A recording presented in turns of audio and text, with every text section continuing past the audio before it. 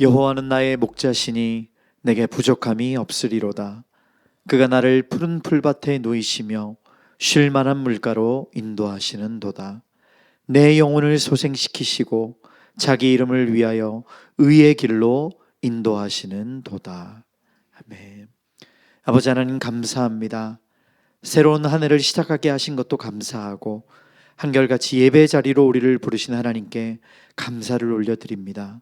그 부르심 앞에 힘을 다하고 뜻을 다하여 전심으로 예배하며 나아갑니다.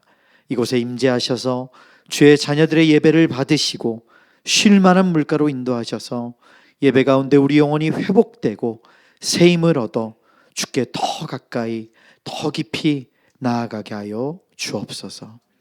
이제 사랑하는 우리 성도들이 주 앞에 드리는 신앙의 고백을 기쁘게 받아 주시옵소서.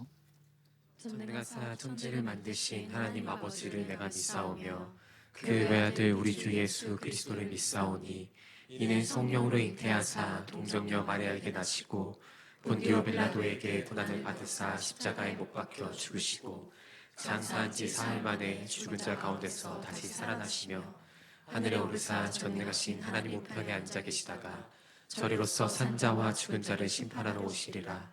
성령을 믿사오며 거룩한 공회와 성도가 서로 교통하는 것과 죄를 사하여 주시는 것과 몸이 다시 사는 것과 영원히 사는 것을 믿사옵나이다. 아멘.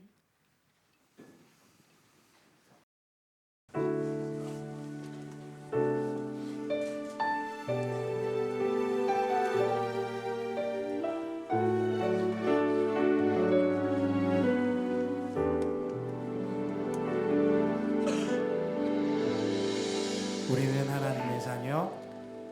우리는 하나님의 자녀.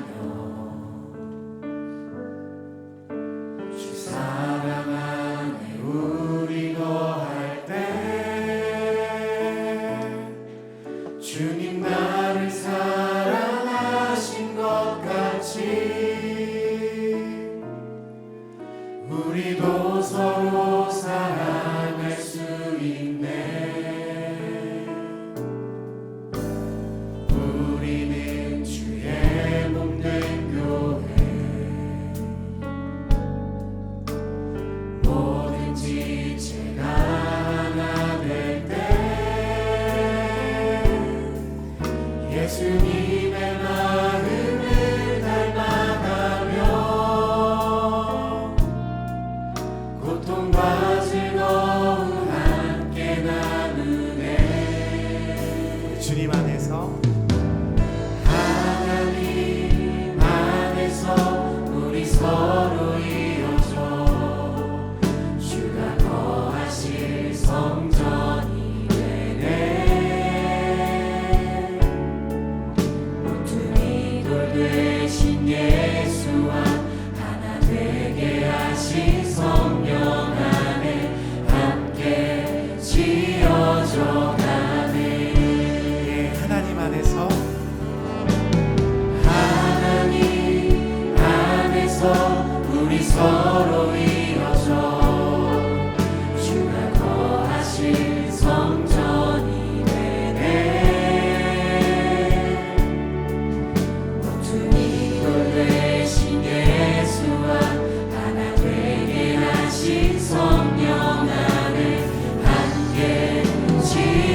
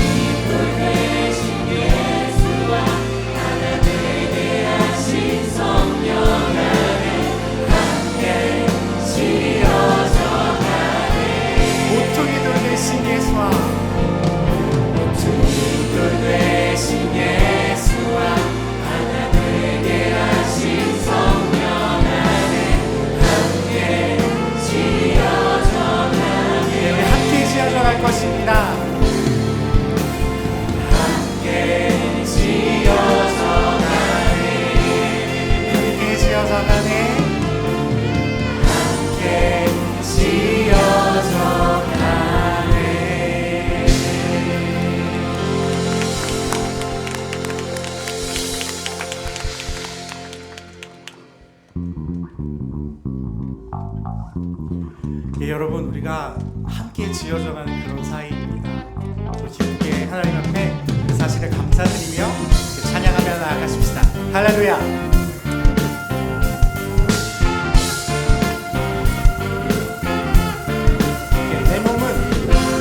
내 몸은 주주의 성전이니 예수의 밝은 빛 비추며 살리라. 내 안에 계시는 성령님이 늘 함께 하시니 기뻐하리로다. 한 번 더. 내 몸은 구주의 성전이니 예수의 밝은 빛 비추며 살리라. 내 안에 계신 성령님이 늘 함께 하시니 기뻐하리로다. 어디에 있든지 무엇을 하든지 주 예수의 영이 함께 하시네. 세상을 향하여 움직이는 교회 되어 내 한가운데서 주를 높이리. 주여 높임을 받으소서. 모든 영광과 찬송을 하나님께. 나를 부르신 자리에서 내 삶을 드려 찬양하리.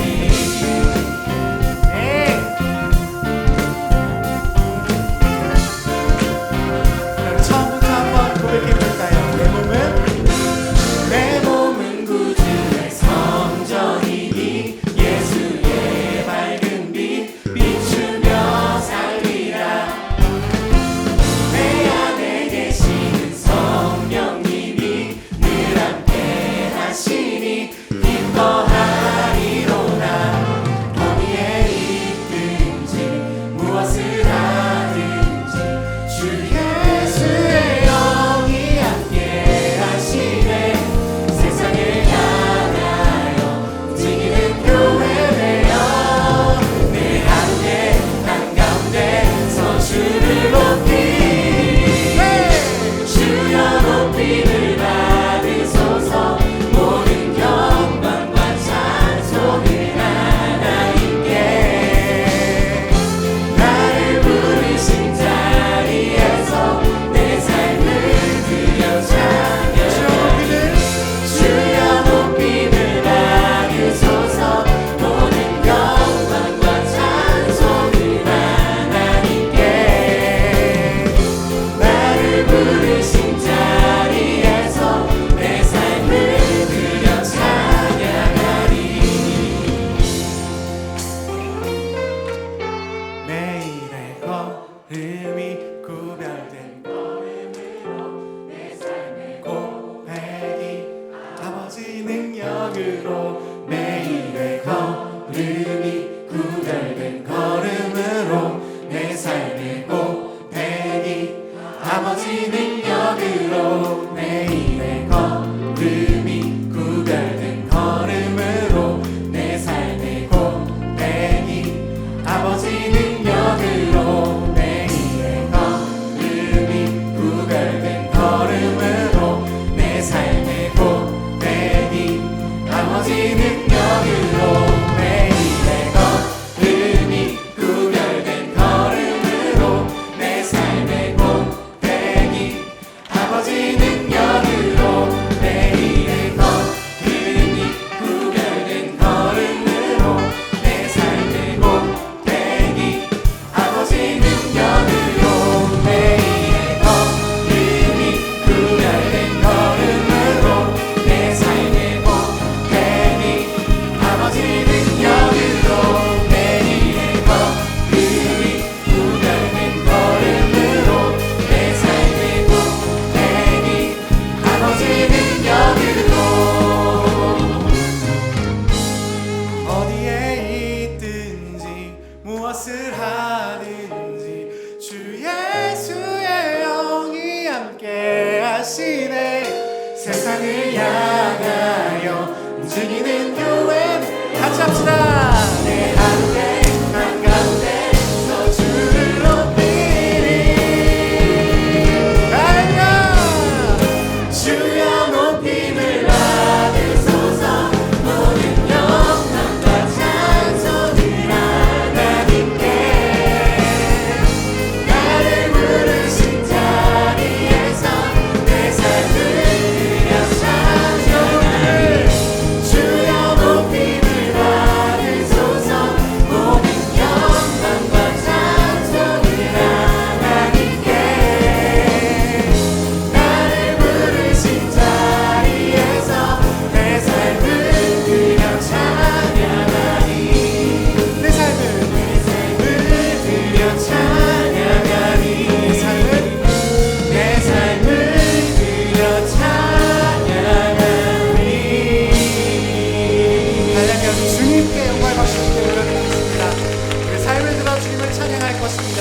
할렐루야. 네.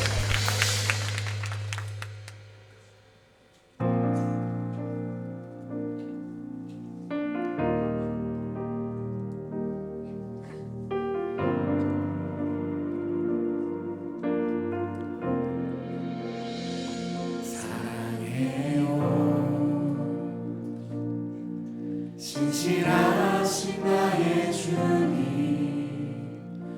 나의 삶 주님 안에 있네. 눈을 뜨는 아침부터 나 잠들기까지 오선하신 주를 노래하리.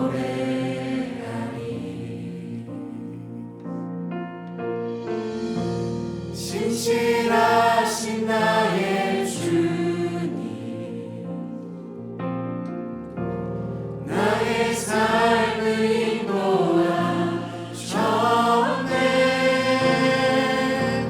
나의 모든 오늘 땅에 우선하신 주를 노래하리. 사랑해요.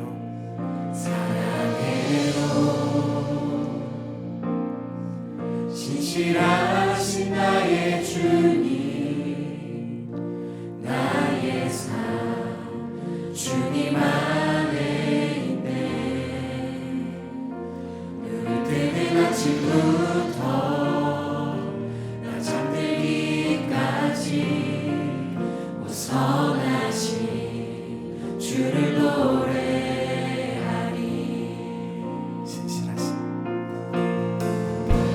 신실하신 나의 주님, 나의 삶을 인도하셨네.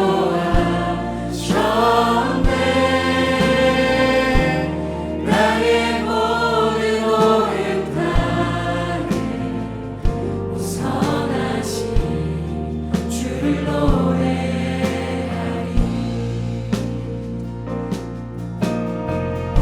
사랑해요. 나를 인도하신 주님, 나를 인도하신 주님, 고난 중에도 나와 함께 하셨네.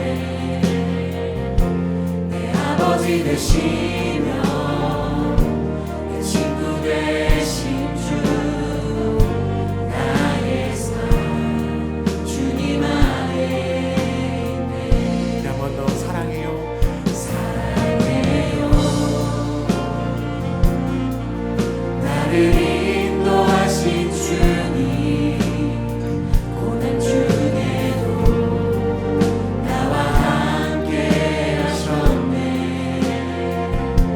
내 아버지 되시며 내 친구 되신 주, 나의 삶 주님 안에 있네.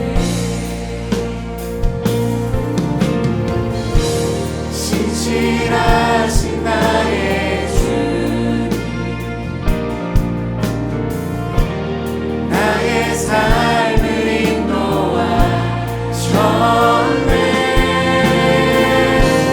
나의 모든 오늘 땅에 우선하신 주를 노래하리.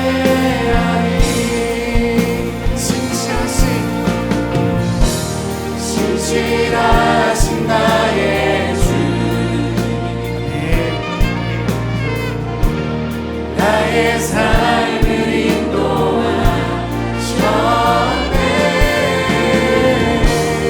나의 모든 오늘 땅에 우선하신 주를 노래하리. 신실하신 나의 주님, 신실하신 나의 주님, 나의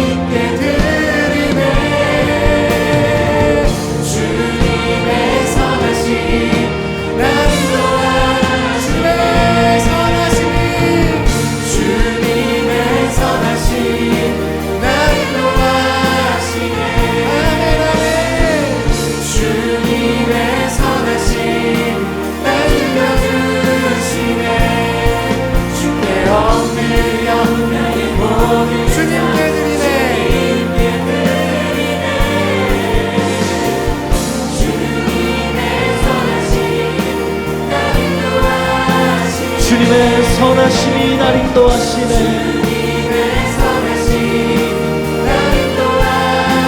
주님의 선하심이 나를 지켜주시네. 주께 엎드려 나의 모든 삶 주님께 드리네. 주님의 선하심이 날 인도하시네.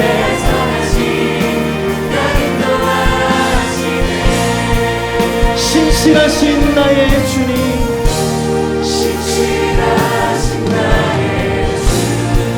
나의 삶을 인도하셨네.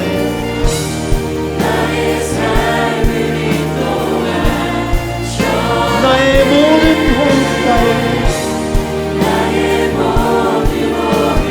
오 선하신 주를 노래하니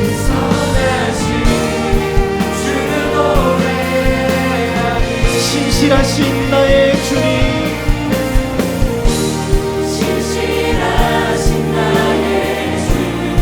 나의 모든 삶을 인도하셨습니다.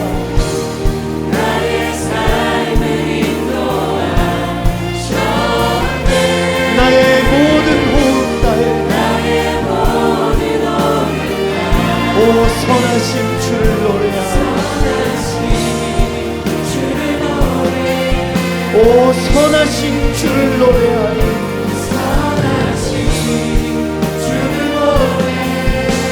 오 선하신 주를 노래하니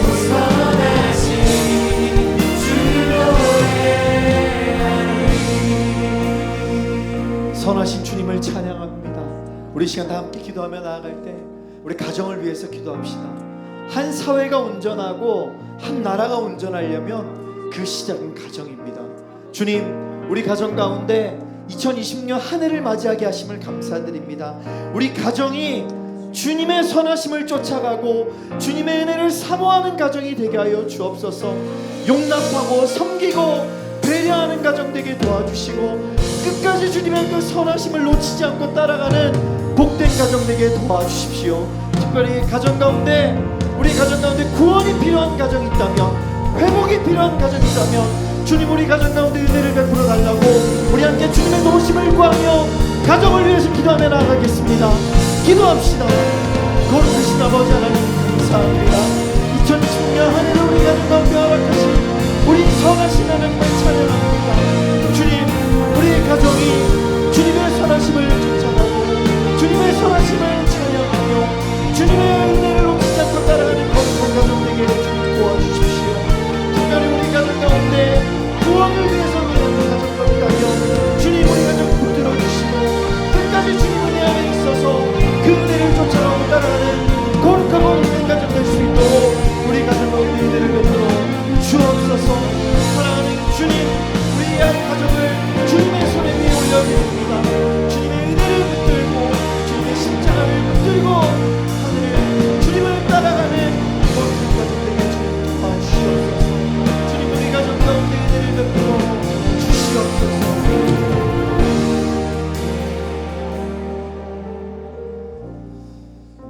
우리 시간 조용히 묵상 기도하며 나아가겠습니다. 이제 주의 말씀을 듣습니다. 우리의 마음 문 열어주시고 그 어떤 것도 방해되지 않도록 성령께서 우리 마음을 온전히 주장해 달라고 이 시간 조용히 묵상 기도하며 나아가겠습니다.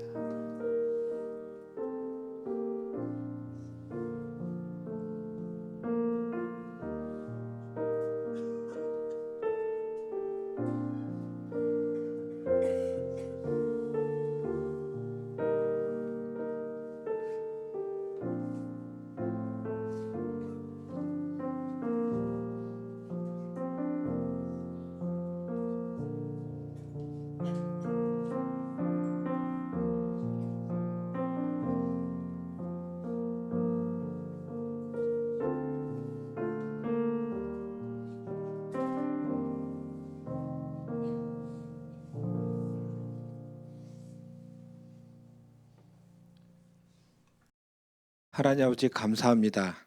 한 주간 은혜 안에 살 수 있도록 인도하여 주셔서 감사합니다. 비록 한 주간 우리의 삶이 우리가 죄인됨을 증거할지라도 우리의 예배를 기쁘게 받아주시옵고 충만한 은혜로 주님의 자녀됨을 증거하는 삶으로 변화시켜 주시옵소서. 하나님 아버지, 2026년 새해를 주셔서 감사합니다. 다시금 새롭게 하나님과 함께하는 삶을 소망할 수 있음에 감사함을 드립니다. 그러나 이 감사가 부족했던 지난해의 삶을 잊고 새로운 한 해를 보내겠다는 마음이 되지 않도록 하시옵소서.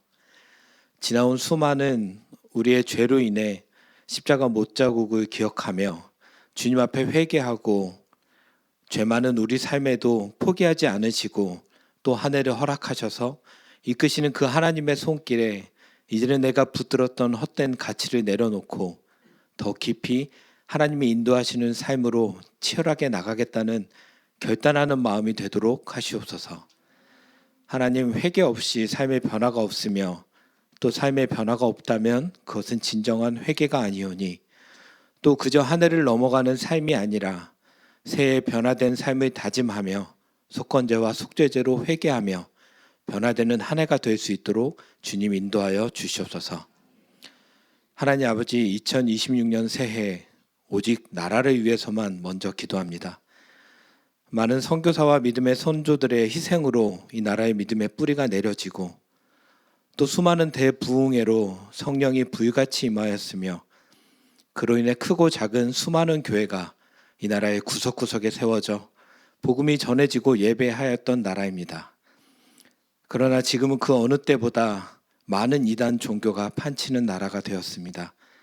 하나님 아버지, 우리나라의 영적 전쟁을 위해 회개하오니 부디 이 나라를 긍휼히 여겨 주시옵소서.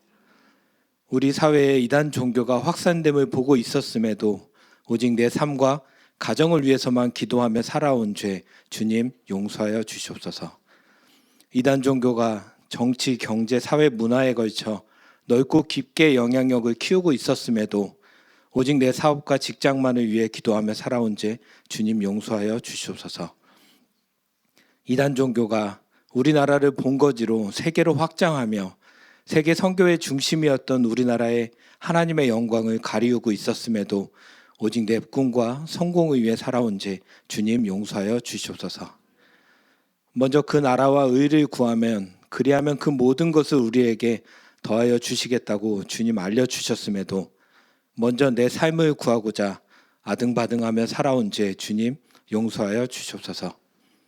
지금이라도 주님, 이 나라의 영적 권위와 회복을 위해 기도하오니 주님 큰 은혜를 내려 주시옵소서.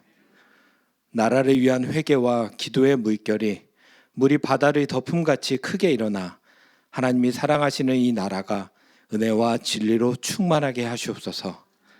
충만한 은혜로 말미암아 하나님의 이름을 더럽히는 이단 종교가 사라지고 다시는 뿌리 내리지 못하도록 하시옵소서.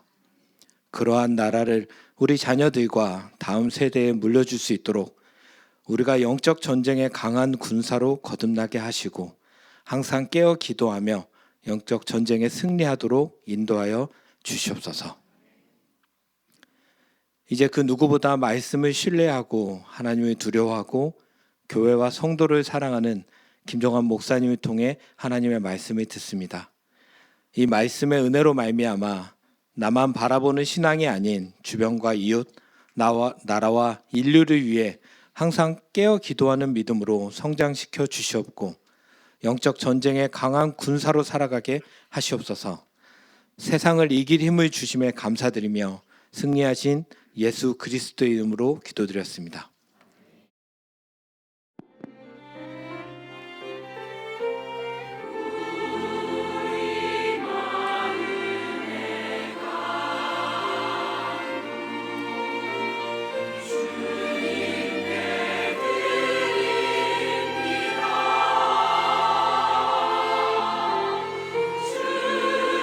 주님 받으시고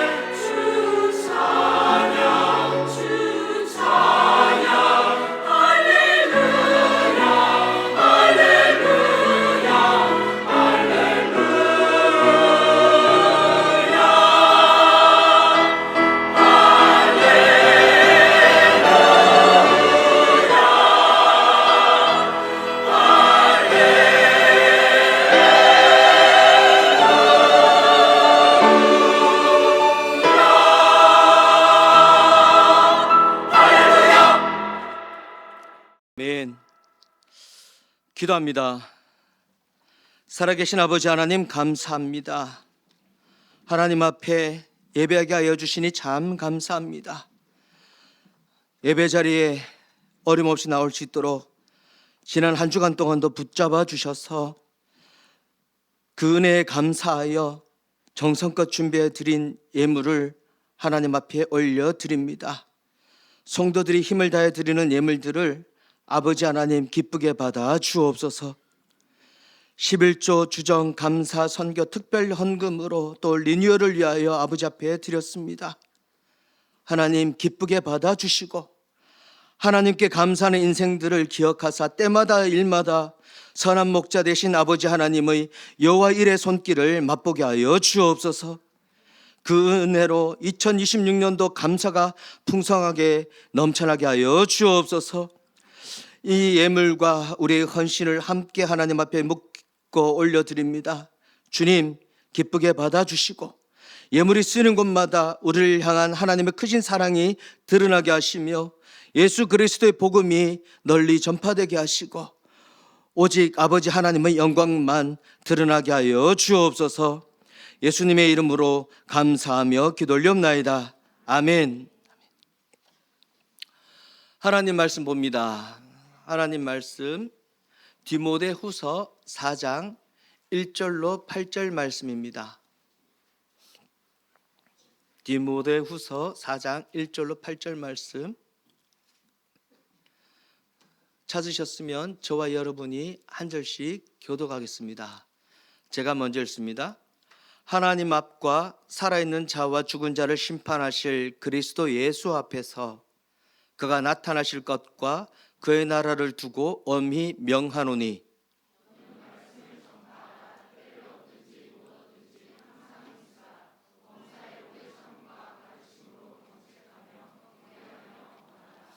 때가 이르리니 사람이 바른 교훈을 받지 아니하며 귀가 가려워서 자기의 사욕을 따를 스승을 많이 두고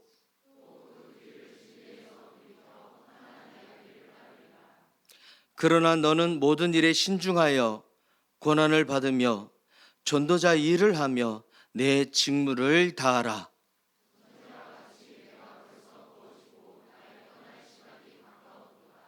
나는 선한 싸움을 싸우고 나의 달려갈 길을 마치고 믿음을 지켰으니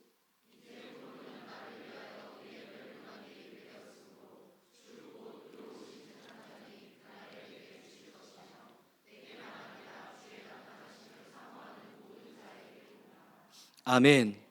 한 번 더 기도합니다. 아버지 하나님 말씀 앞에 섭니다. 이 말씀을 기록하신 하나님의 뜻이 우리에게 펼쳐지기를 원합니다. 이 말씀의 열매가 우리 삶의 자리에 맺어지기를 원합니다. 성령께서 도와주옵시고 한 분 한 분 한 영혼 한 영혼 부르신 영혼마다 하나님께서 합당한 은혜로 채워 주옵소서. 감사드리며 예수님의 이름으로 기도합니다. 아멘. 할렐루야. 행복한 주일입니다. 행복한 주일입니다.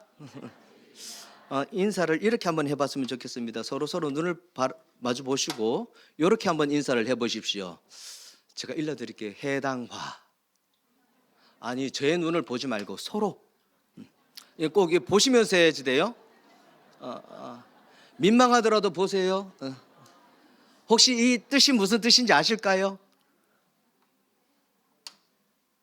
꽃 이름은 아닙니다. 이 해당화란 두 가지 뜻을 가지고 있습니다. 첫 번째, 해가 갈수록 당신과 화목하기를 원합니다. 해당화, 좋은 뜻, 안 좋은 뜻. 또 서로 눈을 보고 한 번 더 해봅니다. 해당화. 두 번째 뜻, 해가 갈수록 당신을 보면 화가 납니다. 여러분 어떤 게 좋으세요? 해가 갈수록 당신과 화목하기를 원합니다. 이 인사가 올 한 해 우리 모두 가운데 열매로 맺어지기를 원합니다. 아멘. 네, 아멘. 새해 말씀 다 뽑으셨습니까? 저도 뽑았습니다. 그래도 예수 그래서 함께 교회. 두 번째, 여호와께서 이르시되 내가 친히 가리라 내가 너를 쉬게 하리라. 이걸 어떻게 받아들여야 되나? 쉬게 한대요. 쉬게. 이게 좋은 의미일 수도 있습니다. 그죠? 근데 쉬는 게 무서운 분도 있습니다. 그렇지 않습니까? 쉬는 게 걱정되는 분들도 계실 거예요. 그래서 이 말씀을 다른 번역본들도 이렇게 좀 찾아봤습니다. 다른 번역본도 찾아봤더니 이렇습니다. 데리고 가겠다. 내가 친히 가리라. 이것은 친히 내 얼굴이 갈 것이다 라는 뜻이에요. 내 얼굴이 간다. 이게 동행한다는 거잖아요. 내가 친히 가겠다. 데리고 가겠다. 함께 가겠다. 그리고 너를 쉬게 하리라. 이거는 내가 너를 편하게 하겠다. 안전하게 하겠다. 무사하게 하겠다. 승리를 주겠다. 와, 좋죠. 그러니까 뭐 명태나 뭐 이런 게 아니에요. 그러니까 내가 너를 쉬게 하겠다는 하나님께서 모세에게 주신 말씀인데 이게 금송아지 사건 다음에 일어난 일이거든요. 무슨 말이냐면 이게 너무 이게 막 난리가 났어요. 금송아지 사건 때문에. 가나안 땅으로 드리겠다. 너를 쉬게 하겠다. 그 다음에 내가 한 약속을 꼭 이루고야 말겠다라는 겁니다. 내가 너와 동행해서 너와 함께 갈 것이고 그 가운데 내가 너에게 약속한 네 모습이 어떠하든지 간에 내가 너를 만들어서라도 내가 내 약속을 이루고야 말겠다라는. 얼마나 위로가 되고 힘이 되고 또 정신이 바짝 나는지 모르겠습니다. 하나님께서 십자가 은혜로 저와 여러분을 택하셨습니다. 잔을 삼아 주셨습니다. 아멘. 그 하나님께서 저와 여러분과 모두 하나님께서 끝까지 동행해 주실 줄로 믿습니다. 올 한 해도 책임지시고 안전케 하시고 승리를 주시고 쉬게 하실 것을 기대합니다. 오늘 예배 자리를 통해서 하나님의 얼굴 앞에 나와 있는 우리 모두에게 하나님께서 이 은혜로 충만케 해 주시기를 축복합니다. 새해가 시작이 되었잖아요. 그죠? 새해가 시작이 되었다라고 하는 것은 뭐 헌해가 있다는 게 아니라 새해가 시작했다는 것은 이 새해가 마무리될 때가 있다는 겁니다. 그렇지 않습니까? 2026년도 마무리될 때가 있다라는 겁니다. 연말이 있잖아요. 얼마 전에가 연말이었잖아요. 그렇죠? 해가 바뀌었습니다. 오늘도 둥근 해가 떴습니다. 그리고 이제 또 이제 둥근 해가 질 거예요. 하루가 갑니다. 해가 지고 밤이 될 것입니다. 시작이 있으면 마침이 있다라는 겁니다. 시작이 있으면 마침이 있다라는 거죠. 우리가 이 시작을 하면서 출발을 하면서 이 사실을 잊지 않았으면 좋겠습니다. 지난 연말에 많이 분주했습니다. 장례를 집례하러 대구에 내려가기도 했고 그리고 집안에 장례를 치르기도 했습니다. 태어나면 내가 정할 수가 없습니다. 그리고 그 끝도 내 마음대로 되지는 않습니다. 사람의 시작과 끝은 하나님이 정하시지만 그 사이를 채워가는 것은 각자 인생에게 주어진 각자가 감당해야 될 몫입니다. 이 연달아 장례를 치르면서 그 사이를 어떻게 채워야 될 것인가? 태어났잖아요. 그죠? 이제는 저와 여러분이 갈 일밖에 없잖아요.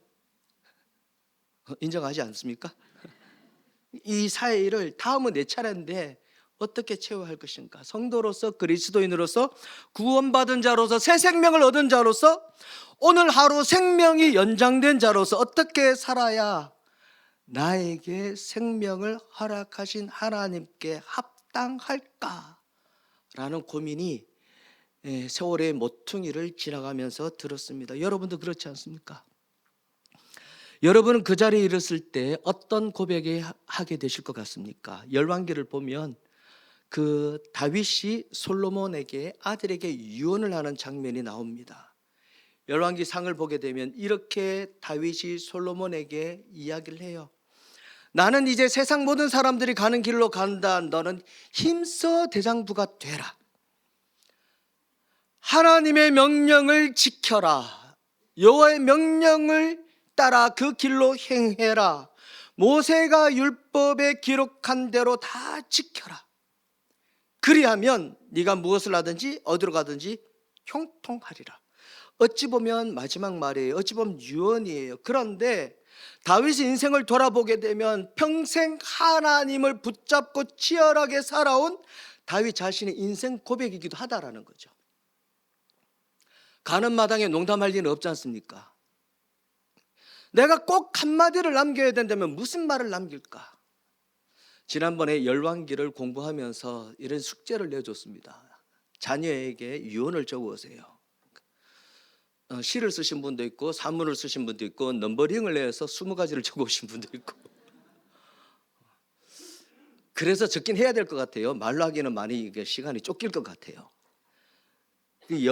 자기에게, 그런데 하나도 버릴 말이 없어요. 자녀에게 버릴 말이 없어요. 그런데 그 유언을 읽어보면 자신의 생을 돌아보면서 하나님을 향한 자신의 고백이 담겨 있더라. 가장 핵심적인 것을 남기고 싶지 않았겠습니까? 그런데 오늘 말씀을 보면 또 다른 자신의 인생이 마지막에 이르렀음을 알고 깨닫고 자신이 아들처럼 여기는 이에게 유언과도 같은 말을 남기는 장면입니다. 바로 그 내용이에요. 바로 사도 바울이 믿음의 아들, 영적인 아들 디모데에게 남기는 말입니다. 그리고 그 말씀을 보면 다메섹 도상에서 자신을 만나 주신 예수 그리스도, 그 예수님을 만나고 인생이 바뀐 바울이 그 남은 생 복음을 향해 치열하게 달려왔던 그 삶이 보이기도 합니다.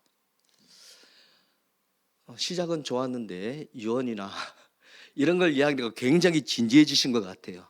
많이 심각하십니까? 새해 들어 한 주밖에 안 지났는데 벌써 마감에 대해서 이야기를 하고 있으니까 그런 생각이 들기도 합니다. 그런데 저는 이렇게 집을 곧장 가기도 하지만 이따금씩 남산 둘레길 쪽을 이렇게 드라이브 하면서 운전을 하고 가기도 합니다. 그 길이 너무 좋아요. 실록이 우거질 때도 이쁘고 단풍이 들 때도 이뻐요. 이제 머지않아 그 앙상했던 가지 가운데 이제 새순들이 돋을 겁니다. 얼마 지나지 않아서 그것이 울창하게 될 겁니다. 그리고 또 얼마 지나지 않으면 노란색으로 물들기 시작할 겁니다. 그리고 얼마 지나지 않아 또 그것이 다 털고 또 앙상하게 될 겁니다. 남산길을 운전하면서 지나가는데 이 겨울 한가운데를 지나가고 있음에도 이렇게 커브를 돌잖아요, 그죠? 굽이굽이 가는데 그 꺾을 때마다 그런 장면들이 눈앞에 스치고 지나가요. 계절이 바뀌는 거예요. 그런 것을 보니 좀 이제 지혜가 생기는 것 같아요. 안목이 생겼다라는 겁니다. 이런 일들이 있겠구나. 그러면 어떻게 살아야 할까? 이렇게 살아야 되겠구나 하는 생각이 들기도 합니다. 오늘 디모데를 향한 이 사도 바울의 유언과도 같은 말씀을 나누면서 하나님이 주시는 안목과 결단이 저와 여러분에게 있기를 원합니다. 그 디모데 후서잖아요. 전서가 있다는 말이에요. 이건 두 번째로 쓴 편지입니다. 배경을 잠깐 보면 사도행전 28장을 보면 사도 바울이 전도 여행을 세 번째로 마치고 로마 감옥에 갇히게 됩니다. 그런데 여기서 로마 감옥은 가택연금이에요. 그러니까 정말 이렇게 컴컴한 재수가 들어있는 그 감옥이 아니라 가택연금 상태여서 오고 가는 이들을 맞이해야 합니다. 그리고 그 많은 사람들에게 하나님 나라를 전파하고 예수 그리스도를 소개하는 일을 해요. 그리고 그렇게 끝이 납니다. 그러면 사도 바울의 그 사역이 사도행전 28장에서 그러면 끝이 났느냐? 그렇지가 않아요. 2년 동안 가택연금 후에 사도 바울이 풀려나게 되고 그리고 사도 바울이 네 번째로 전도여행을 떠납니다. 이 기간 동안 서바나 스페인을 갔다가 에게해를 일대를 도는데 이때 바울이 함께 동행했던 동역자 중에 디도라는 사람은 그레데에다 두고 그리고 오늘 본문에 나오는 디모데라는 사람은 에베소라는 곳에 둡니다. 목회를 하라는 것이죠. 그리고 바울은 마게도냐로 떠납니다. 이게 4차 전도 여행 중에 디모데에게 쓴 편지가 바로 디모데 전서예요. 그런데 세월이 흘러서 AD 64년에 네로 아시죠? 폭군 네로가 로마에 화재가 일어난 것을 그리스도인들에게 덮어 씌웁니다. 그로 핍박을 해요. 이때 사도 바울이 또 붙잡혀서 감옥에 투옥이 됩니다. 근데 진짜 감옥이에요. 지하 감옥이에요. 추운 감옥이에요. 그리고 쇠사슬에 묶여 있어요. 가택연금이 아니라 그 감옥에서 67년에 붙잡히게 되고 68년에 순교하게 되는데, 이 순교를 얼마 앞두고 그때 디모데에게 쓴 유언과도 같은 편지가 바로 디모데 후서입니다. 이 디모데 후서의 목적은 크게 두 가지예요. 첫 번째 하나는, 디모데야, 내가 네가 정말 보고 싶다. 정말 보고 싶다. 여기는 의원 누가만 빼놓고 다 나를 떠나갔다. 세상으로 가고 어디로 가고 다 나를 떠나갔다. 내가 정말 너를 보고 싶다라는 겁니다. 그리고 여기는 많이 춥다. 추운 겨울이 오기 전에 네가 좀 겉옷을 가지고 왔으면 좋겠다라고 하는 것이 디모데후서 4장에 기록이 되어져 있어요. 노년의 바울이 얼마나 외로웠을까라는 겁니다. 내가 두기고를 보낸다. 디모데후서 편지를 가지고 가요. 그리고 네가 좀 왔으면 좋겠다라는 겁니다. 또 하나, 두 번째는 자신의 뒤를 이어서 이 전도의 사명을 감당하며 목회자로서 복음을 전파하고 있는 이 젊은 목회자 디모데에게 마지막 권면, 유언과도 같은 말을 전하고 있어요. 최후 명령이에요. 근데 더불어서 자신의 신앙 고백도 담겨져 있는데, 그 고백의 핵심 중에 핵심이 바로 오늘 7절 말씀입니다. 여러분 7절 말씀 같이 한번 읽어봅니다. 시작. 나는 선한 싸움을 싸우고 나의 달려갈 길을 마치고 믿음을 지켰으니. 아멘. 나는 선한 싸움을 싸우고. 바울이 이야기해. 난 선한 싸움. 선한 싸움은 어떤 싸움일까요? 착한 싸움일까요? 고상한 싸움일까요? 얌전한 싸움일까요? 내가 한 번, 네가 한 번, 뭐 이렇게 하는 싸움일까요? 싸움이잖아요, 그죠? 여기서 선한 싸움이다라고 하는 것은 하나님 보시기에 해야 마땅한 싸움이에요. 그리고 여기서 선한 싸움이라는 것은 하나님 보시기에 합당한 싸움이에요. 하나님께서 기뻐하실 만한 싸움이에요. 그럼 선한 여러 가지 이 말을 뒤에 붙일 수 있는데, 싸움이라고 굳이 한 것은 그만큼 치열했기 때문에, 치열했기 때문에, 바울의 그 살아온 세월이 너무나도 치열했기 때문에 선한 싸움이라고 붙인 거예요. 이 싸움은 이런 뜻을 가지고 있어요. 군인이 피 흘리기까지 싸우다, 목숨 걸고 싸우는 거잖아요, 그죠? 또 하나는 경기에서 정말 우승하기 위하여서 최선을 다하는 것을 말해요. 어떤 싸움이길래 그러면 이런 표현을, 선한 싸움, 이런 표현을 쓸까라는 겁니다. 바로 7절 앞에 나는 선한 싸움을 싸웠는데, 그 싸움이 어떤 싸움이냐면, 여러분 2절 말씀 다 같이 읽어봅니다. 2절 말씀 시작. 너는 말씀을 전파하라. 때를 얻든지 못 얻든지 항상 힘써라. 범사에 오래 참음과 가르침으로 경책하며 견계하며 권하라. 그 싸움은 다른 싸움이 아니라 바로 말씀을 전파하는 싸움이에요. 말씀을 전파하는 싸움이에요. 5절 말씀도 같이 한번 더 읽어봅니다. 5절입니다. 그러나 너는 모든 일에 신중하며 무엇을 받으며? 권한을 받으며 전도자의 일을 하며 내 직무를 다하라라는 겁니다. 선한 싸움, 합당한 싸움을 하면 하나님이 때마다 씩씩하게 승리하게 하시고 계가를 부르게 하시고 앞서 행하셔서 다 정리해 주셨으면 좋겠는데, 무엇을 받으며? 권한을 받으며 하라는. 싸움에 쉬운 싸움이 어디 있겠습니까? 그렇죠? 권한을 받으며 하라는.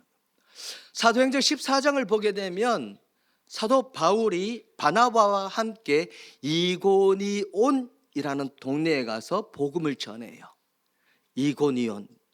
거기서 많은 유대인들 그리고 그리스인들, 헬라인들이 그 사도 바울이 전하는 복음을 듣고 예수님을 영접하고 믿어요. 그런데 이 복음을 하찮게 여기고 믿지 않던, 복음을 믿지 않는 유대인들이 바울과 바나바를 돌로 치려고 합니다. 돌로 치려고 해요. 그래서 이들이 도망하여서 루스드라라는 곳으로 갑니다. 네 가지로 된 말이 나올 때마다 굉장히 주의를 기울이게 됩니다.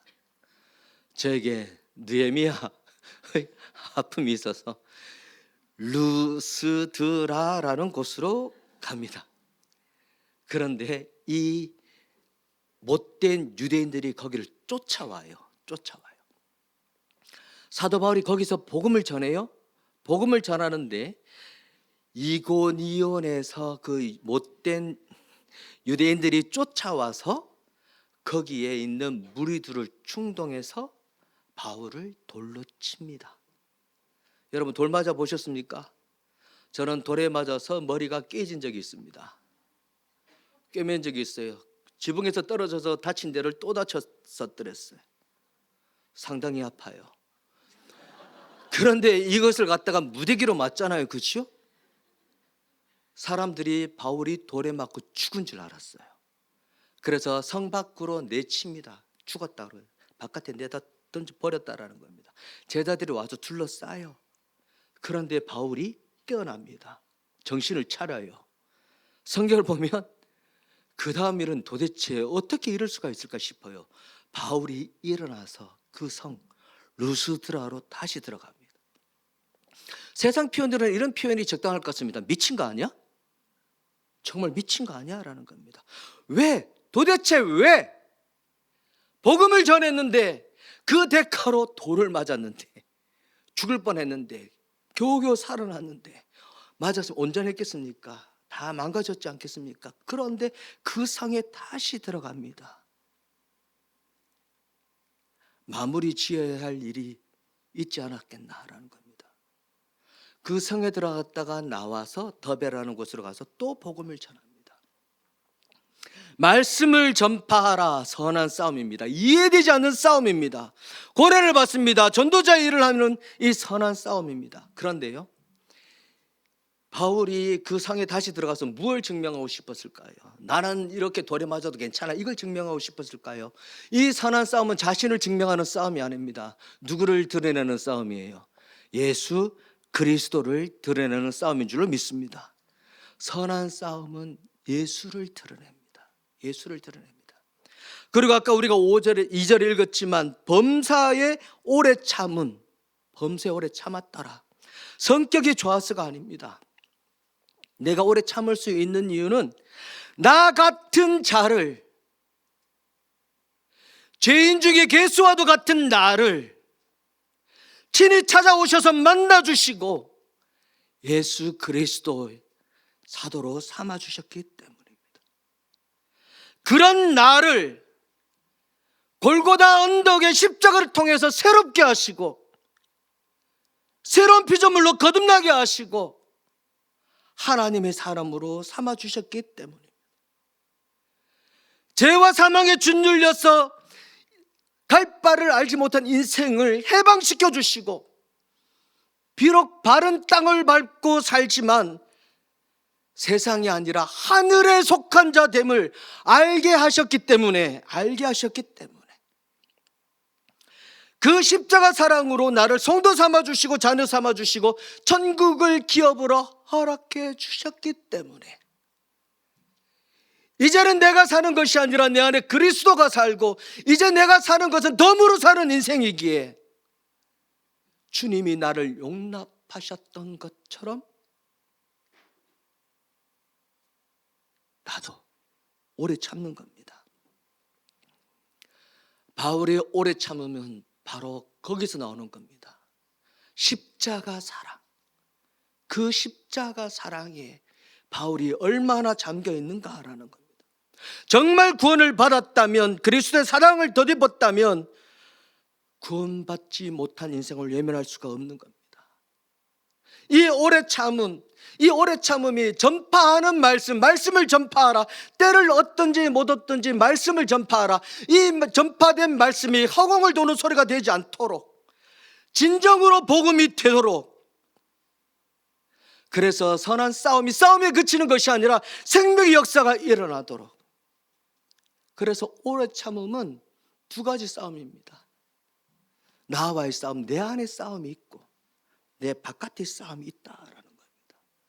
그 싸움 안에서 예수 그리스도로 말미암아 정리가 되고 그 예수 그리스도를 드러내는 그 싸움인 거예요. 지난 12월에 장례가 있었습니다. 한 집사님 아버님의 장례였는데 대구에서 있었습니다. 그 가정의 제일 큰 기도 제목은 부모님의 구원이었습니다. 구원이었습니다. 부고를 들었습니다. 그런데 어머님도 예수를 믿지 않으시고 그리고 누이도 예수님을 믿지 않으시는데 기독교로 장례를 치르기로 정했다고 연락을 받았습니다. 그 집사님의 아내도 우리 교회 집사님입니다. 그래서 장례를 치르러 대구로 내려가는데 그 장례를 치를 때 장례는 산 사람을 위해서 치른 거잖아요. 그렇죠? 그 돌아가신 분이 바뀌는 건 아니잖아요. 제일 중요한 건 뭐냐면 바로 고인이 구원을 받았는가라는 것이었습니다. 그래도 감사한 게 그 아내 되시는 집사님께서 시아버님에게 복음을 전했어요. 한 번도 아니고 여러 차례 복음을 전하고 영접했다라는 말씀을 들었습니다. 그래서 어머니께서도 기독교 장례를 치러도 좋다라고 하셨고 그리고 장례를 집례하러 내려갔습니다. 대구에 내려가서 입관 예배를 드리는데 모인 친지분들 중에 장로님, 권사님이 계셨습니다. 그 어르신 장로님께 입관 예배를 드리면서 기도를 부탁을 드렸습니다. 그분께서 기도를 하시면서 우시면서 기도를 하시는 거예요. 우시면서 감사해서 구원받았음이 감사해서 친지들 말씀이 그렇게 예수님을 믿으라고 해도 안 믿었는데 아들이 며느리가 이렇게 복음을 전했더니 정말 거의 마지막 예수님을 믿으셨다라는 겁니다. 그 내려가는 길에 기독교 장례를 치르는데 집안이 그렇지 않으니까 큰 성경책을 하나 마련해서 갔습니다. 장례를 치르는데 앞에 이제 국화를 놓기도 하지만 기독교 장례를 치르면 앞에 성경책도 펴놓잖아요, 그죠? 마련한 성경책을 가져가서 앞에 성경책을 펴놓고 영정 앞에 그러니까 기독교 장례를 치렀습니다. 그리고 그 성경책은 마치고 이제 어머니께 전달해 드렸어요. 꼭 이 성경책 가지고 교회를 가셨으면 좋겠다. 거기서 하루를 묵고 이튿날 발인 예배를 드리고 화장장 가서 또 화장 예배를 드리고 서울로 올라왔습니다. 참 감사했습니다. 먼 길인데도 너무너무 감사했습니다. 많은 자녀분들이 부모님 구원이 기도 제목일 텐데 예수를 영접하고 생명책에 그 이름이 기록이 되어지고 천국을 기업으로 받았다라는 겁니다. 나중에 들은 말씀으로 집사님 말씀이 어머님도 교회 가야 되겠다, 주변에서도 교회 가야 되겠다 라는 이야기를 듣고 얼마나 감사했는지 모릅니다. 며느리가 복음을 전했습니다. 한 번, 두 번, 여러 번 전했습니다. 그런데 그 복음이 되기 위해서 그냥 예수님 믿으세요 라고 하는 것이 얼마나 들어갈까요? 그런데 결혼을 하고 저는 그 복음이 전파된 말씀이 복음이 되기 위해서는 그 집사님 내외의 하나님 앞에서의 간절한 간구와 매사에 범사에 그리스도를 드러내는 믿음의 삶이 선한 싸움이 뒷받침되었기 때문인 줄로 믿습니다. 때를 얻든지 못 얻든지 항상 힘썼기에 힘들어요, 안 돼요. 싫다, 그만해라 라는 소리를 왜 안 들었겠습니까? 그런데 그럼에도 불구하고 하나님 앞에 기도하며 포기하지 않고 멈추지 않고 은혜를 구하며 나갔을 때 하나님께서 긍휼을 더해 주셔서 그 가정에, 그 가문에 구원의 은혜를 허락해 주셨습니다. 말씀이 복음이 되기 위해서 그런 선한 싸움, 그 선한 싸움을 기꺼이 감당할 수 있는 저와 여러분이 되어지기를 원합니다. 하나님께서 합당한 은혜로 그 선한 싸움이 무위로 돌아가지 않도록 인도해 주실 겁니다. 나의 달려갈 길을 마치고 믿음을 지켰다. 이어지는 내용입니다. 나의 달려갈 길을 마치고 믿음을 지켰다. 달려갈 길. 바울이 다메섹 도상에서 예수님을 만나고 그 지금에 이르기까지 1차, 2차, 3차 전도 여행 4차를 거쳐서 지금에 이르기까지 예수님과 동행한 길, 쉬운 길은 아니었습니다. 십자가의 길이었습니다. 예수님 길도 그랬습니다. 그래 두신 자리에서 허락된 시간을 지나는 동안에 동행하시는 하나님에 대해 믿음을 지켰다, 한결같았다라는 겁니다. 신실했다, 충성했다라는 말입니다. 그 믿음을 지키는 모습이 뭐 어떻게 했냐면 전도자의 일을 하며 고난 가운데서도 직무를 다 했더라라는 겁니다. 사도 바울이 달리는 동안에 그 믿음을 지켰다. 믿음을 지켰다는 말은 이런 뜻입니다. 그 앞에 너는 모든 일에 신중하며라는 말이 있잖아요, 그렇죠? 신중하다라는 말은 이런 뜻입니다. 늘 깨어 있다라는 겁니다. 그러니까 술에 취하거나 판단이 흐려지지 않고 늘 깨어 있었다라는 겁니다. 감정이나 형편에 따라 무너지거나 흔들리지 않았다라는 겁니다. 여러분, 관계 안에서 제일 중요한 덕목 중에 하나가 한결같은 모습 아니겠습니까? 앞에서의 모습과 뒤에서의 모습이 다르다라고 한다면 신뢰가 가지 않잖아요. 그런데 모든 일에 신중하며 무슨 일을 닥치든지 예수 그리스도가 기준이 되고 하나님이 기준이 되고 복음을 전하기에, 말씀을 선포하기에 거리낌이 없도록 하나님을 기준을 삼을 때, 신중할 때 그 전도자의 일이 전도자의 일이 되고 한결같이 그 사명을 감당할 수 있다라는 겁니다.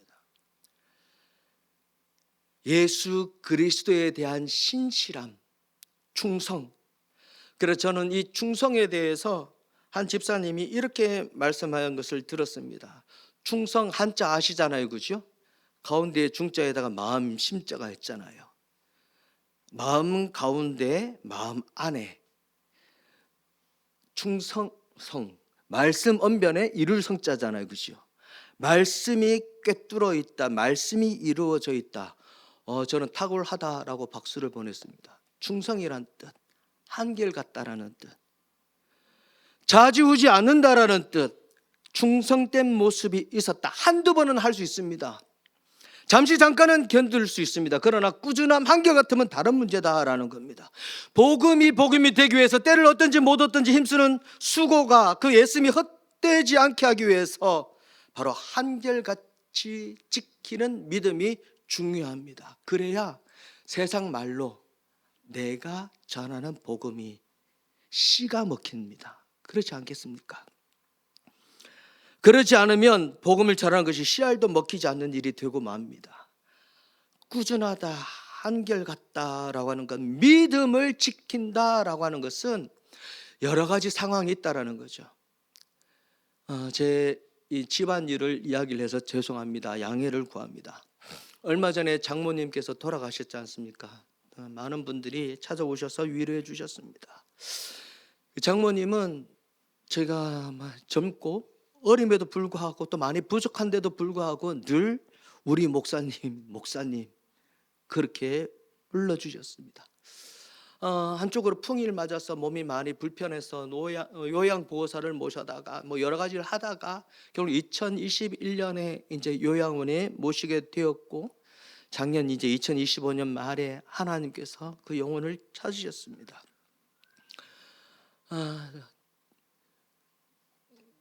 일주일 전에 저희 딸아이들 다 회사 월차를 내고 같이 가서 만났을 때만 해도 이렇게 갑작스럽게 그러실 줄 몰랐습니다. 그런데 그때 주말 지나면서 오른열이 떨어지지 않고 병원으로 모실까요? 그럼 더 힘드실 것 같습니다. 이 소식을 주일에 듣고 월요일 날 늘 가듯이 이제 아침에 일찍 가봐야지라고 했는데 새벽에 부음을 들었습니다. 가서 이제 확인을 하고 장례식장을 연결을 하고 이제 병원으로 이제 모시려고 이제 장모님을 이제 응고하려고 이제 요양원에서 모셔 나오는데 저희 어머니께서 장모님께서 늘 미스고라고 부르는 분이 계십니다. 요양사인데 이분이 따라 나오시면서 우시는 거예요. 어르신 고마웠어요. 감사했어요. 이제 좀 쉬세요. 안녕히 가세요. 라고 하면서 따라가면 엘리베이터에 따라 나오시면서 그러시는 거예요. 제 어머님이 풍이라고 그러지 않았습니까? 그죠? 못 쓰십니다. 그리고 어느 생각 보면 치아가 하나 둘씩 빠지셨어요. 그런데 제가 이 말씀을 굳이 왜 드리냐면 저도 지금 임플란트를 해야 되거든요. 아프거든요. 충치 불편하거든요. 지금 한쪽이 빠져 있으니까 힘들어요. 그런데요, 하나씩 하나 빠지는데도 불평 한번 하지 않으셨어요. 주위에 있는 분들 힘들게 하지 않으셨어요. 늘 곁에 있는 분 요양사를 챙겨주시면 고마워요, 감사해요, 그리고 칭찬하고 또 축복하고 오히려 위로하시고 감사하다고 인사하셨어요. 요양원에서도 저희가 누군지를 알아요. 그리고 저희 어머니도 계시고 장모님도 계신데 누구 다 알아요. 장례를 마치고 이제 저희 어머니도 계시니까 인사도 하고 어머니도 뵈러 이제 들렸는데 그때 미수고라는 분이 계셨어요. 계셔서 이제 저희 장모님을 보내고 그 분이 요양사 분이 일주일을 꼬박 앓으셨다고 그래요. 그렇게 떠나보내는 사랑아리가 크셨나 봐요. 근데 그분이 눈물을 글썽이면서 이렇게 말씀하시는 게 아직도 귀에 쟁쟁해요. 제가 평생 받아야 할 사랑을 저희 장모님에게 다 받았다라는 겁니다. 그러시면 우시는 거예요. 내가 달려갈 길을 마칠 때까지 믿음을 지켰으니 구호가 아니에요. 믿음을 지키자 구호가 아니에요. 말씀을 전파하자라고 해서 스피커로 외치는 것만이 아니에요. 어머님은 장모님 왜 힘들지 않으셨겠어요? 왜 속상하지 않았겠어요? 그런데 곁에 있는 이들을 힘들게 하지 않으시고 함께한 이들을 속상하게 하지 않으셨어요. 그럼에도 장송하시고 기도하시고 위로하시고 챙기시고 대단하지 않지만 세상에 저희 장모님의 이름을 기억할 일은 없잖아요. 세상에서 가족 외에는 알아줄 리 없는 여인이지만 예수를 그리스도로 고백하고 하나님을 아버지라 부르기에 하나님께서 그 딸의 아버지를 일컬음 받으시기에 부끄럽지 않은 그런 삶을 살아내셨어요. 신앙인의 삶을 사셨더라. 성도로서의 삶을 사셨더라. 참 좋은 사람이었다가 아니라 이분이 누구를 신앙하고 누구를 예배하는 자인지 예수 그리스도를 드러내는 삶을 사셨더라. 그 일들을 겪으면서 자신을 증명한 게 아니라 예수님을 증명했더라라는 거예요. 그 가운데 불평하지 않은 것은 천국을 기업으로 허락하신 하나님을 향한 그 붙드는 믿음, 주님 다시 만나 주실 것이 분명하기에 요란하지 않았지만 대단해 보이지는 않았지만 선한 싸움을 싸우셨어요. 큰 소리 내지는 않으셨지만 달려갈 길을 마치기까지 믿음을 지키는 삶을 한결같이 자손들 앞에서나 요양원에서나 병원에서나 어디에서나 그런 모습을 보였더라. 비록 저희들이 도착하기 전에 하나님 품에 안기셔서 육성으로는 유언을 듣지 못했지만 제 장모님의 삶 자체가 메시지였고 장모님의 일상의 모습이 성도로서 주어진 시간을 살아가는 동안 믿음을 지키는 모습이 어떠해야 하는지를 외치는 외침이셨더라라는 겁니다.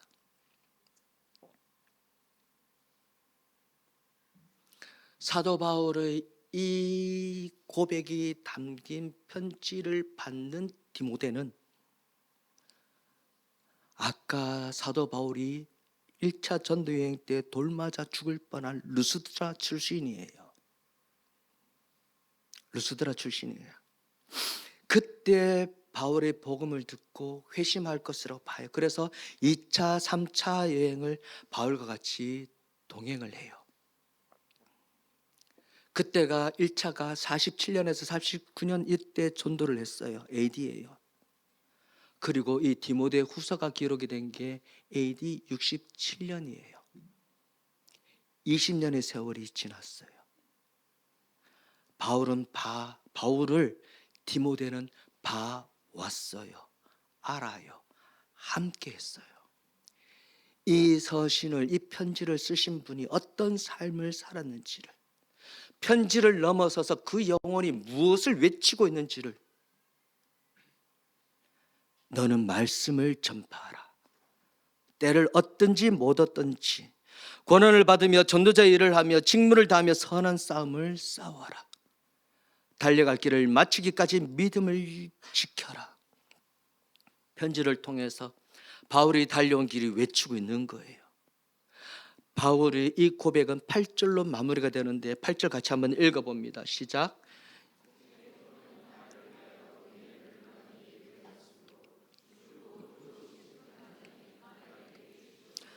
내게만 아니라 주의 나타나심을 사모하는 모든 자에게도니라. 아멘. 주님 만날 소망이 있는 거예요. 나를 위하여 의의 멸관이 예비된 이 달려갈 길을 마칠 때가 언제고 있는데, 그때가 지난 다음에 내가 주님 앞에 설 때 주님이 나를 위해서 예비한 것 만나 주실 것이라는 것, 그날에 내게 주실 것. 그런데 그 뒤가 중요해요. 내게만 아니라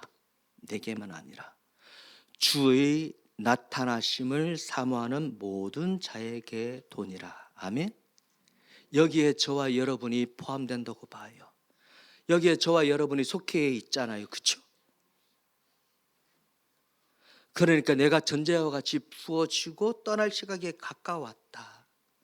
여기서도 바울은 낙마하거나 좌절하거나 전전긍긍한 게 아니라 자신의 길을 돌아보면서 자신을 맞이하실 예수님을 바라보면서 이 편지를 쓰고 있는 거예요. 저는 그 바울이 주님을 만나서 주님 앞에서 이 고백을 했을 거라고 확신해요. 이따 부를 찬양인데 제가 1절만 한번 읽어드리겠습니다. 내 인생 여정 끝내어 강 건너 언덕 이를 때 하늘문 향해 말하리 예수 인도하셨네. 매일 발걸음마다 예수 인도하셨네. 나의 무거운 죄짐을 모두 벗고 하는 말 예수 인도하셨네. 때를 얻을 때나 못 얻을 때나 고난 가운데나 어떤 때나 예수 인도하셨네. 디모데가 바울에게 보낸 편지 이 유언은 바울이 걸어간 믿음의 길이었고 살아낸 믿음의 삶이었다. 너는 말씀을 전파하라. 때를 얻든지 못 얻든지 고난을 받으며 전도자의 일을 하며 직무를 다하며 선한 싸움을 싸워라. 달려갈 길을 마치기까지 믿음을 지켜라. 이 당부가 주의 나타나심을 사모하며 믿음의 길을 걸어가는 저와 여러분의 고백이 되어지기를 간절히 소원합니다. 성도로서의 삶의 모습이 되고 이 고백이 두신 자리에서 주님 허락하신 세월 시간 동안 열매로 맺어지게 되어지기를 주님의 이름으로 간절히 축원합니다. 기도합니다. 하나님, 디모데에게 쓴 바울의 이 편지가 우리를 향한 주님의 외침임을 놓치지 않게 하여 주옵소서. 때를 얻든지 못 얻든지 한결같이 믿음을 지키는 그 모습이 내가 선포하는 말씀이 복음이 되게 하시고, 그리고 어떤 형편에서든지 무너지지 않고 지치지 않도록 선한 싸움에서 승리하도록 그 가운데 주님 함께 하심을 믿으며 달려갈 길을 마치기까지 믿음을 지키는 인생이 되게 해달라고 이 시간 다같이 주여 한번 부르고 기도합니다. 주여, 살아계신 아버지 하나님 감사합니다. 아버지 하나님, 하나님께서 바울에게, 하나님 아버지여 디모데에게 보낸 편지를 오늘로 우리로 하여금 읽게 하였습니다. 보게 하였습니다. 듣게 하였습니다. 아버지 하나님, 이 말씀의 열매가 하나님 아버지 우리 자리에 이루어지기를 원합니다. 고난이 있다 할지라도 때를 얻든지 못 얻든지 말씀을 전파하는 인생이 되게 하시고 그 말씀이 복음이 되도록 아버지 하나님, 고난 가운데서도 선한 싸움 싸우기를 멈추지 아니하고 달려갈 길을 마치기까지 한결같은 믿음으로 그리스도와 동행하는 인생이 되게 하여 주옵소서. 아버지 하나님, 매일 발걸음마다 주님께서 인도하고 계신 줄로 압니다. 아버지, 새해를 시작했는데 올 한해 마무리 지어질 때 아버지 하나님 앞에 합당한 열매로 맺어지기를 원합니다. 나아가 예수님께서 다시금 우리를 도로 찾으실 때 그 앞에 합당한 모습으로 서기를 간절히 소원합니다. 주님도 오시고 역사하여 주옵소서. 도와주시옵소서. 살아계신 아버지 하나님, 세월을 계수하는 지혜를 허락하시고 아버지 하나님 앞에 이를 때까지 세월을 아끼는 지혜도 허락하시고 그 남은 세월을 하나님 앞에 합당한 모습으로 채워나가는 우리들이 되게 하여 주옵소서. 때를 얻든지 못 얻든지 날 구원한 복음을 선포하기를 원합니다. 때로는 고난이 있고 힘들다 할지라도 주님이 나를 포기하지 않았던 것처럼 아버지 하나님, 멈추지 않고 나아갈 수 있도록 주님 도와주시고 달려갈 길을 마칠 같이 한결같은 믿음으로 신실하신 주님과 동행하는 인생이 되게 하여 주옵시며 그 가운데 생명의 역사, 구원의 역사를 목도하는 우리 성도들이 되게 하여 주옵소서. 감사드리며 예수님의 이름으로 간절히 기도 올렸나이다. 아멘.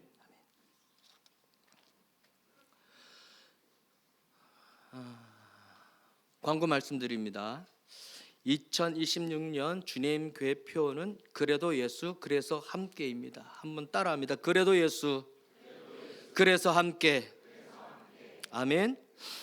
새해 말씀 카드가 준비되었습니다. 지난 주일에 받지 못하신 분은 한 장씩 받아서 가져가시기 바랍니다. 청년부 필리핀 아울리치를 어제 잘 마치고 모두 안전하게 귀국했습니다. 기도해 주셔서 감사합니다. 그리고 결혼 광고 소식입니다. 고광일 성도 김예원 성도의 결혼식이 17일 토요일입니다. 오후 2시 30분에 SW 컨벤션에서 있습니다. 조영혁 성도, 윤지영 B 성도의 결혼식이 17일 토 오후 3시에 디노체 컨벤션에서 있습니다. 아시는 분들 축하해 주시기 바랍니다. 2025년 연말정산 기부금 영수증 발급 안내입니다. 아래 정보를 확인하시고 신청서를 작성하여 주시고 주보 및 로비에 있는 QR 촬영을 신청하시면 되겠습니다. 신청 기간은 1월 12일부터 2월 22일까지입니다. 문의는 문현걸 집사님, 박경범 집사님에게 해주시면 되고 기부금 영수증이 필요하신 분은 꼭 기명으로 헌금하여 주시기 바랍니다. 무기명 헌금은 기부금 영수증에 반영되지 않습니다. 일부 광고입니다. 작년 159 샘터 모임이 오늘 오후 1시 30분에 정해진 장소에서 있습니다. 둘로스 선교회 광고입니다. 훈련학교 DT 코스 37개를 모집합니다. 3월 3일부터 9주 동안 진행하여 2월 27일에 신청 마감합니다. 신청은 둘로스 홈페이지를 통해 하시기 바랍니다. 해외에 있는 선교사, 사역자들 위해 기도 부탁드립니다. 마커스 워십 목요 예배가 매주 목요일 오후 7시 30분에 맑은샘 광천교회에서 있습니다. 주님 리뉴얼 2025년 특별 헌금 안내 참고하시고 교회 일정 마지막 주일 1월 25일입니다. 재직 및 샘터지기 교육이 2부 예배 후에 있습니다. 꼭 참석하시기 바랍니다. 마지막 찬송을 부를 텐데요. 구두 광고가 두 가지가 있습니다. 첫 번째, 성경책 리폼 완료되었습니다. 찾아가시기 바랍니다. 교역자실에 준비되어 있습니다. 그리고 2부 예배 후에 청년부 인사례가 있습니다. 청년들은 참고하시기 바랍니다. 예수 인도하셨네. 아까 1절 그 알려드린 그 찬송할 텐데요. 총 3절입니다. 1절, 2절, 3절을 부르시고 마지막에 1절을 한 번 더 부를 겁니다. 그때 다 같이 일어나셔서 부르시면 되겠습니다.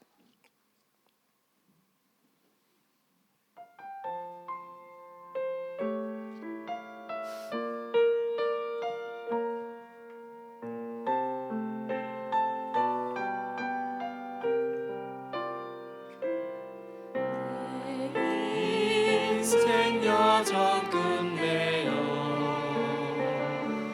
강 건너 언덕 이를 때 하늘문 향해 말하리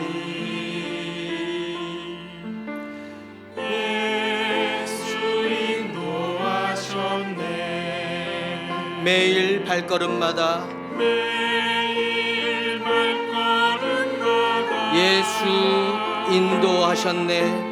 예수 인도하셨네 나의 무거운 죄짐 모두 벗고 하는 날 나의 죄짐을 모두 벗고 하는 날 예수 인도하셨네. 예수 인도하셨네 이 가시밭길 인생을 가시밭길 인생을 허덕이면서 갈 때에 허덕이면서 갈 때에 시험과 환난 많으나 환난 많으나 예수 인도하셨네. 예수 인도하셨네 매일 발걸음마다 매일 발걸음마다 예수 인도하셨네. 예수 인도하셨네 나의 무거운 죄짐 모두 벗고 하는 날 죄짐을 모두 벗고 하는 날 예수 인도하셨네. 예수 인도하셨네 내 밟은 발걸음마다 밟은 발걸음마다 주 예수 보살피시사 예수 보살피시사 승리의 개가 부르며 내게가 부르며 주를 찬송하리라. 아멘. 주를 찬송하리라 매일 발걸음마다 매일 발걸음마다 예수 인도하셨네. 예수 인도하셨네 나의 무거운 죄짐 나의 무거운 죄짐을 모두 벗고 하는 예수 인도하셨네. 예수 인도하셨네 내 인생 여정 끝내요. 인생 여정 끝내요 강 건너 언덕 이를 때 건너 언덕 이를 때 하늘문 향해 말하리 하늘문 향해 말하리 예수 인도하셨네. 예수 인도하셨네 아멘. 매일 발걸음마다 매일 발걸음마다 예수 인도하셨네. 예수 인도하셨네 나의 무거운 죄짐 모두 벗고 하는 나의 말 무거운 죄짐을 모두 벗고 하는 예수 인도하셨네. 예수 인도하셨네 아멘. 아멘. 여러분은 이제 삶의 자리로 보내심을 받게 되었습니다.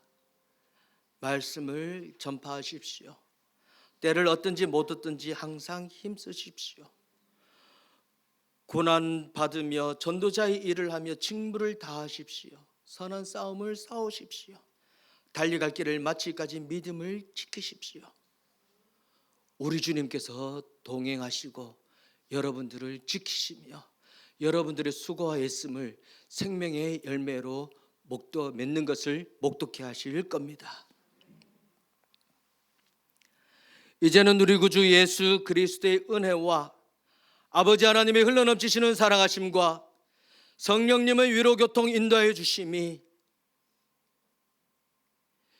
디모데에게 한 바울의 고백을 주님 나타나심을 사모하며 주님 앞에 설 때까지 지키며 달려가기를 소원 다짐하며 예배하는 사랑하는 주의 아들 딸 머리 위에 저들의 학업과 일터와 남은 생애 가운데 주님 기뻐하시는 주님 교회와 이 나라 장래 위에 이제로부터 영원토록 함께 없으기를 간절히 축원하옵나이다.